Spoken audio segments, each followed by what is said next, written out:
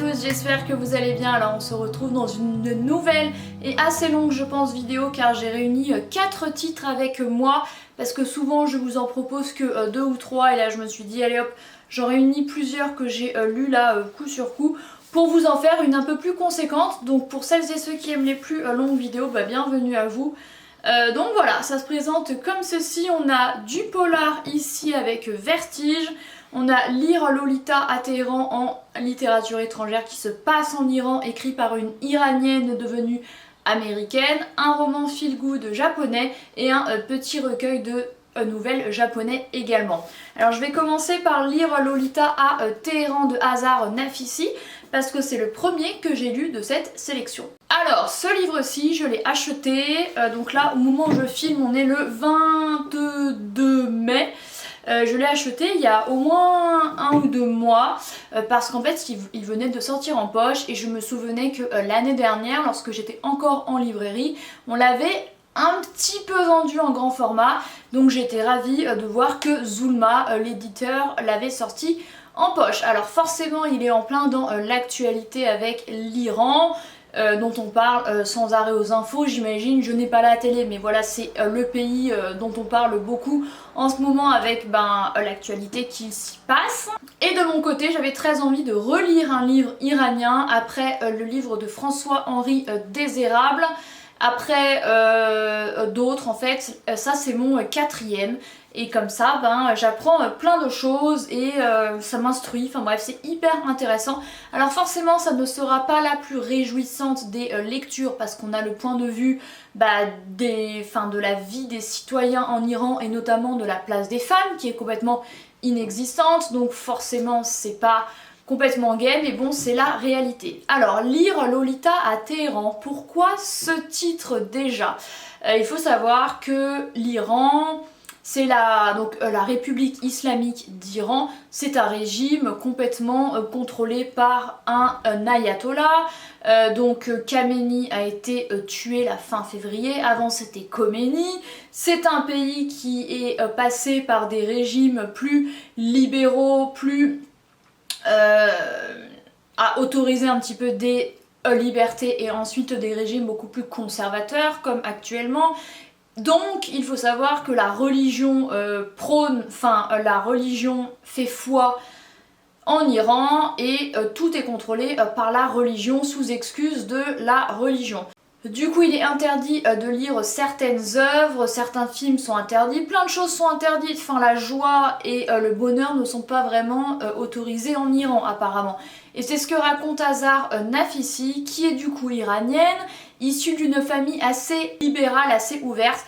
Elle a fait ses études au Royaume-Uni et aux États-Unis avant de revenir habiter en Iran. Elle est professeure et en fait c'est un petit peu à partir du moment où elle revient en Iran jusqu'à ce qu'elle reparte de l'Iran pour aller habiter aux États-Unis. Donc ça c'est en 97 et elle revient en Iran je crois en 79. Voilà, donc elle va rester quand même plus de 15 ans en Iran à subir un petit peu l'oppression des libertés envers les femmes, enfin la censure, bref plein de choses relatives un petit peu à des dictatures et à des régimes autoritaires. Donc elle va faire un petit peu ce qu'elle peut et Lire Lolita à Téhéran c'est comment lire Nabokov à Téhéran, comment lire et engranger une œuvre qui est vue d'une mauvaise façon par les Iraniens. Voilà, il faut savoir que Nabokov nous présente un personnage dans ce roman-ci Humbert qui quand même s'éprend d'une ado, donc petit peu pédophilie quand même, enfin le gars il est censé avoir au moins 50 piges. Donc voilà, on est amené également à avoir un regard neuf sur des œuvres occidentales et c'est du coup l'autrice, donc c'est son histoire qui nous raconte ses cours à la fac de Téhéran, les réactions qu'elle pouvait recevoir de la part des œuvres qu'elle décidait de faire étudier et son groupe de lecture chez elle, le club de lecture du jeudi où elle réunit ses meilleures étudiantes. Et ces moments-ci du récit sont extrêmement intéressants parce qu'en fait ils sont composés de jeunes femmes plus ou moins, enfin qui sont vraiment issus de milieux sociaux différents. On a des libérales, on a des conservatrices et du coup on a des jeunes femmes complètement différentes, certaines qui acceptent complètement de porter un manteau et ceux tchadors qui les enlèvent complètement du regard des autres et d'autres qui n'acceptent pas du tout ça. Du coup elles vont discuter des œuvres d'elles, enfin bref, ce sont des moments très précieux où elles se réunissent chez elles et où enfin elles ont à peu près des libertés. Voilà, c'est le régime politique et social en Iran jusqu'en 97, donc jusqu'à ce qu'elles décident de partir. Donc bien sûr, si vous souhaitez en savoir plus sur l'Iran actuel, ce ne sera pas ce roman-ci que je vous conseillerais parce qu'après elle est partie aux États-Unis, elle en avait ras-le-bol de vivre de cette façon-là. Donc voilà, mais c'est extrêmement intéressant sur le régime, sur la place des femmes, sur également la rencontre entre des gens conservateurs et libéraux, enfin entre vraiment plein de sujets extrêmement variés. C'est un livre extrêmement riche, foisonnant, je ne vais pas vous en dire plus parce que vraiment je vous laisserai le découvrir par vous-même, mais c'est très fort forcément. Et par contre je me suis noté de vous lire quelque chose, lire à partir du chapitre 6, page 413. Donc vous le voyez, c'est quand même un livre assez épais qui fait 500 pages. Donc voilà.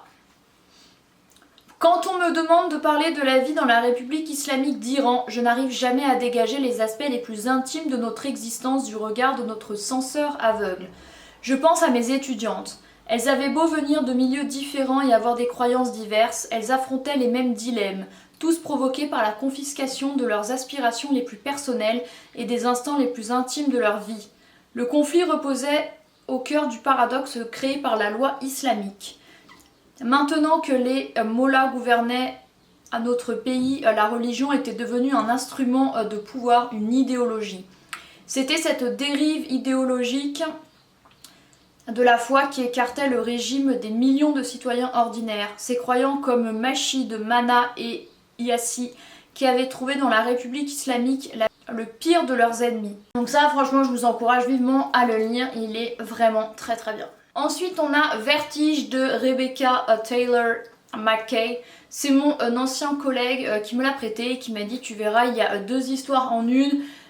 Tu ne devineras pas la fin, alors si personnellement j'ai un peu deviné la fin, mais c'était bien, oui si c'est bien trouvé, mais je pense qu'à force de lire des polars, j'ai l'esprit un petit peu aiguisé et j'envisage différentes hypothèses. Alors, ce roman-ci se passe entre 1960 et 1963, mais majoritairement 1960 et 1961.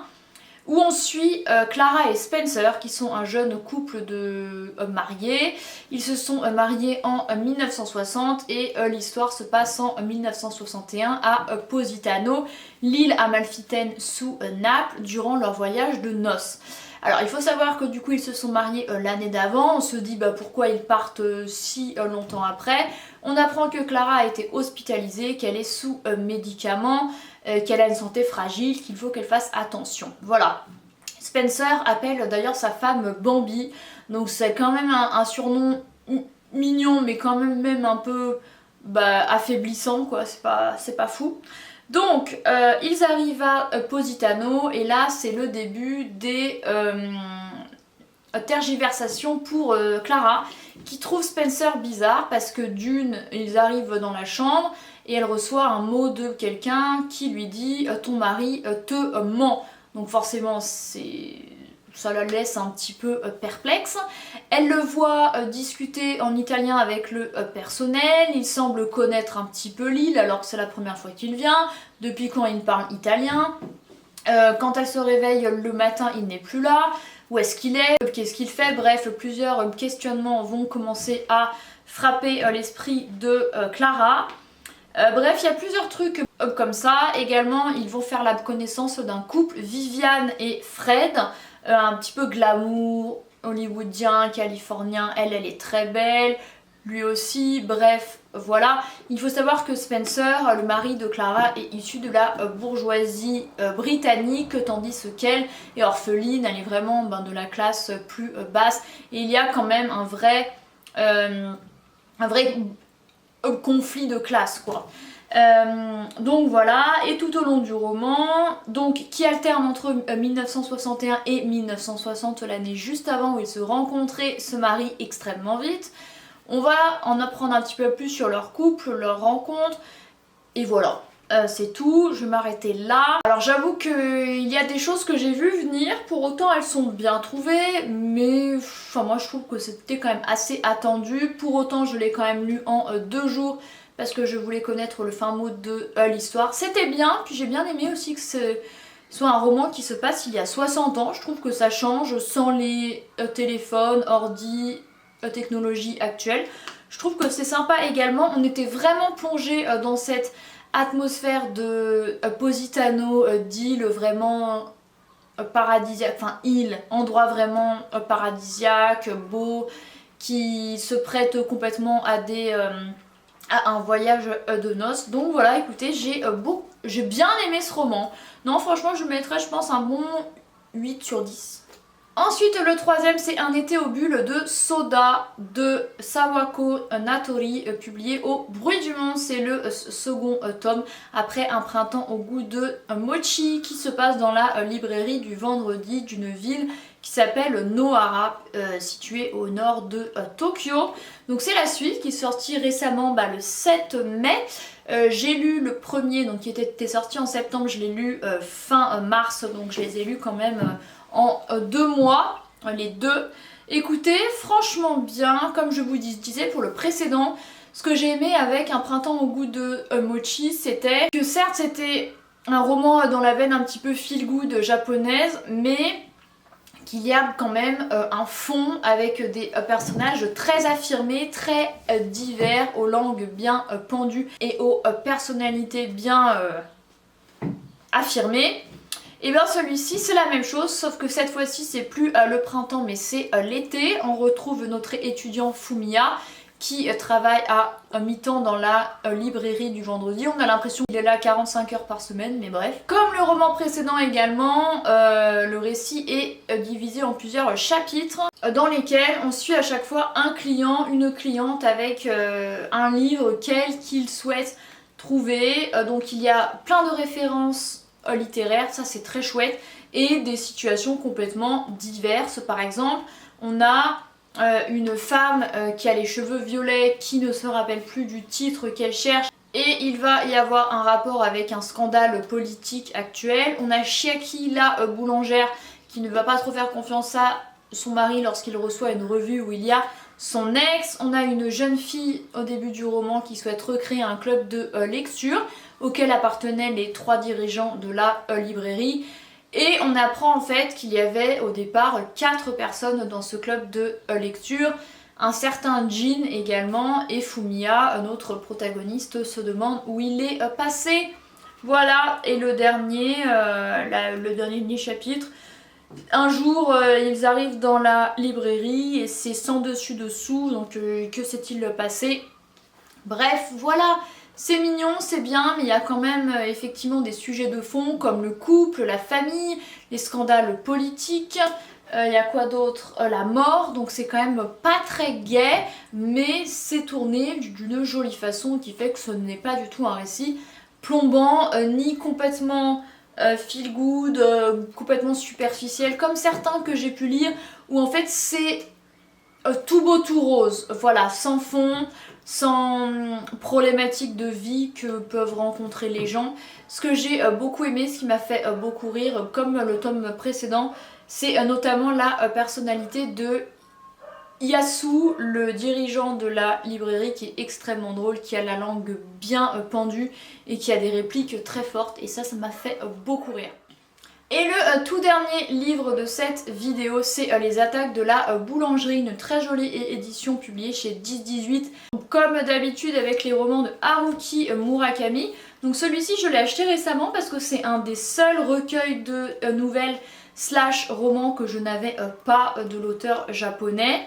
Donc c'est illustré, il est très court, hein, il fait 70 pages, donc forcément c'est un truc que j'ai lu en 20 minutes. Mais c'était joli, ça fait plaisir de retrouver l'univers murakamien qui est si unique. Donc il y a 2 nouvelles dans ce recueil. l'attaque de la boulangerie et la seconde attaque de la boulangerie tout simplement, où deux hommes affamés vont vouloir braquer une boulangerie parce qu'ils ont faim. Et la seconde c'est pareil, 10 ans plus tard, un des deux hommes qui avec sa femme va braquer un commerce alimentaire, mais ce n'est pas une librairie. Voilà, c'est complètement jeté, c'est complètement fou, c'est à la Murakami quoi. Voilà. Si vous êtes un collectionneur et que vous aimez l'auteur japonais, je ne peux que vous encourager à vous diriger vers cette très jolie édition. Voilà, bon c'est pas un roman où il y a plein de choses à découvrir, où les personnages sont assez complexes, voilà, c'est juste un petit recueil. Mais théoriquement cet été là il va en sortir un, donc en japonais, j'espère en anglais vite et en français bah, plus tard, donc j'ai très hâte. Voilà, écoutez, c'en est tout pour cette finalement pas si longue vidéo de 4 titres que j'ai lus récemment, donc tous assez différents, plus ou moins engagés. Bon, le plus engagé c'est celui-ci évidemment, le plus divertissant on va dire que c'est celui-ci avec lui le bleu et lui un peu plus violent on va dire, et encore ça va. Voilà, moi j'ai aimé les 4, plus ou moins, mais je suis ravie d'avoir enfin lire Lolita à Téhéran, ça c'est sûr. Donc voilà, écoutez, c'en est tout pour ça. Comme d'habitude, vous retrouverez les articles relatifs à ces titres-là dans la barre d'infos. Merci d'avoir regardé cette vidéo et moi je vous retrouve comme d'habitude très bientôt dans une prochaine. Bye!